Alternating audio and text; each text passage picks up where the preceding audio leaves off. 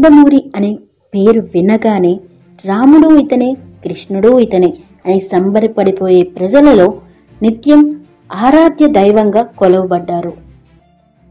అన్నగారు అని అందరం ముద్దుగా పిలుచుకునేవాళ్ళం. 400 సినిమాలు పైగా నటించారు, కాదు జీవించారు.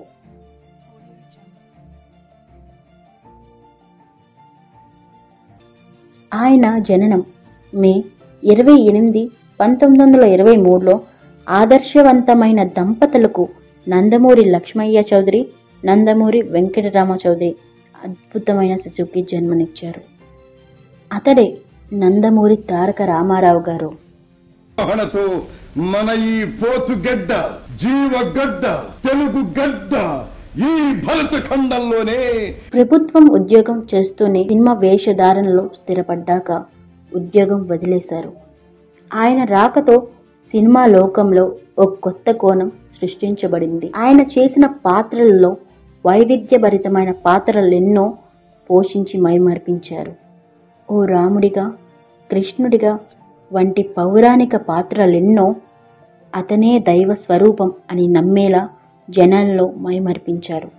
తెలుగు ప్రజల్లో ఆరాధ్య దైవంగా నిలిచిపోయారు.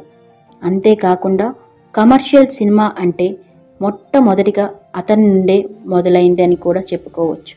ఆకుచాటు పిండి తడిసి పాటలో అతని స్టెప్స్తో కొత్త కోణం చూపించి, అలాగే సినిమాలో బిగ్ స్టేజ్లో ఉండగానే రాజకీయంలో అరంగేట్రం చేసి తెలుగుదేశం పార్టీ స్థాపించారు. ప్రజాశ్రేయస్సుకై ఎన్నో సంక్షేమ అభివృద్ధి పథకాలను చేపట్టి 2 రూపాయలకే కిలో బియ్యాన్ని అందించి అన్నాత్తుల అర్థాకలి బాధలు తీర్చారు. సగం ధరకే కట్టుబట్టలను అందజేసి చిరుగు బ్రతుకుల చింకిపాతల జీవులను బాగు చేశారు. పక్కా గృహ నిర్మాణాలను చేపట్టి పేద ప్రజల ప్రాణాలకు భద్రత కల్పించారు. 3 పర్యాయాలు తనను నమ్మి పట్టంగట్టిన ప్రజలకు ఏ అభివృద్ధి కార్యక్రమాల ద్వారా సేవ చేయాలా అని ఆలోచించాడు. అనుక్షణము తెలుగు ప్రజ సంక్షేమం కోసం తపిస్తూనే ఉన్నాడు. జనాల ప్రేమ కోరికతో ఆంధ్రప్రదేశ్కి 10వ ముఖ్యమంత్రిగా ఎన్నుకోబడ్డారు.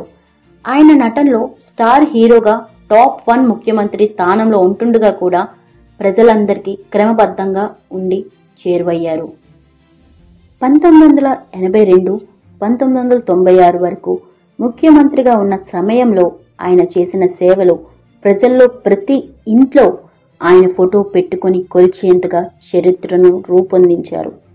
అతడే నందమూరి తారక రామారావు గారు. అంతేకాకుండా ఆయన సతీమణి క్యాన్సర్ బాధతో మరణించాక ఆయన చలించిపోయారు.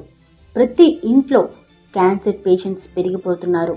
అందుకే బసవతారక క్యాన్సర్ హాస్పిటల్ని నిర్మించి ఉచితంగా హై క్వాలిటీ ట్రీట్మెంట్ అందజేస్తున్నారు.